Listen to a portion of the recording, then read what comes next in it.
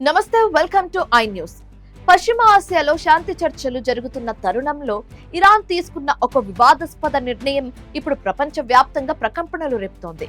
ప్రపంచ చమురు రవాణాకు అత్యంత కీలకమైన హార్ముజ్ జలసంధి గుండా వెళ్లే ట్యాంకర్స్ నుండి టోల్ ఫీజు వసూలు చేస్తామన్న ఇరాన్ ప్రతిపాదనపై అమెరికా అధ్యక్షుడు డొనాల్డ్ ట్రంప్ నిప్పులు చెరిగారు.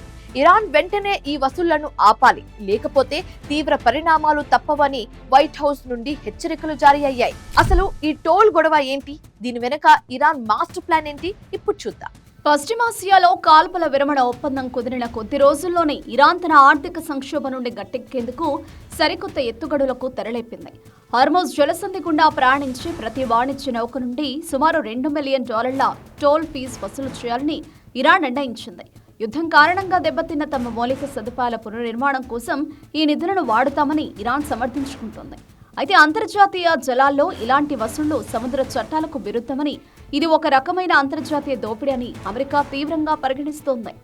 అధ్యక్షుడు డొనాల్డ్ ట్రంప్ ఈ విషయాన్ని అత్యంత సీరియస్ గా తీసుకున్నారు. హార్ముజ్ జలసంధి ప్రపంచ చమురు అవసరాల్లో 20% పైగా సరఫరా చేసే మార్గం.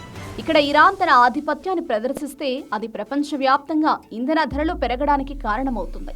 White house press secretary Karoline Leavitt ద్వారా ట్రంప్ పంపిన సందేశం చాలా స్పష్టంగా ఉంది. ఇరాన్ టోల్ వసూలు చేయాలని చూస్తున్న వార్తలు నిజమైతే వారు ఇప్పుడే ఆపడం మంచిది. ఇది కేవలం హెచ్చరిక మాత్రమే కాదు. ఒకవేళ ఇరాన్ వెనక్కి తగ్గకపోతే అమెరికా సైనిక చర్యకు కూడా వెనకాడబోదని విశ్లేషకులు భావిస్తున్నారు. మరోవైపు ఇరాన్ పంపిన 10 అంశాల శాంతి ప్రతిపాదనలో ఈ టోల్ పాయింట్ కూడా అంతర్భాగంగా ఉండడం విశేషం. కానీ ట్రంప్ ప్రభుత్వం ఆ ప్రతిపాదనను పూర్తిగా తిరస్కరించింది. ఇరాన్ ఇప్పటికే కొన్ని నౌకల నుండి చైనీస్ యువాన్లలో నగదు వసూలు చేసినట్లు వస్తున్న నివేదికలు అమెరికాను మరింత ఆగ్రహానికి గురిచేస్తున్నాయి. పాకిస్తాన్ మధ్యవర్తిత్వంలో జరగాల్సిన తదుపరి దశ చర్చల్లో ఈ టోల్ వార్ ప్రధానంగా అడ్డంకిగా మారేలా కనిపిస్తోంది. ఒకవేళ ఇరాన్ మొండిగా వ్యవహరిస్తే ప్రస్తుతం ఉన్న తాత్కాలిక కాల్పుల విరమణ రద్దయి పశ్చిమాసియాలో మళ్లీ బాంబుల మోత మొదలయ్యే ప్రమాదం ఉంది.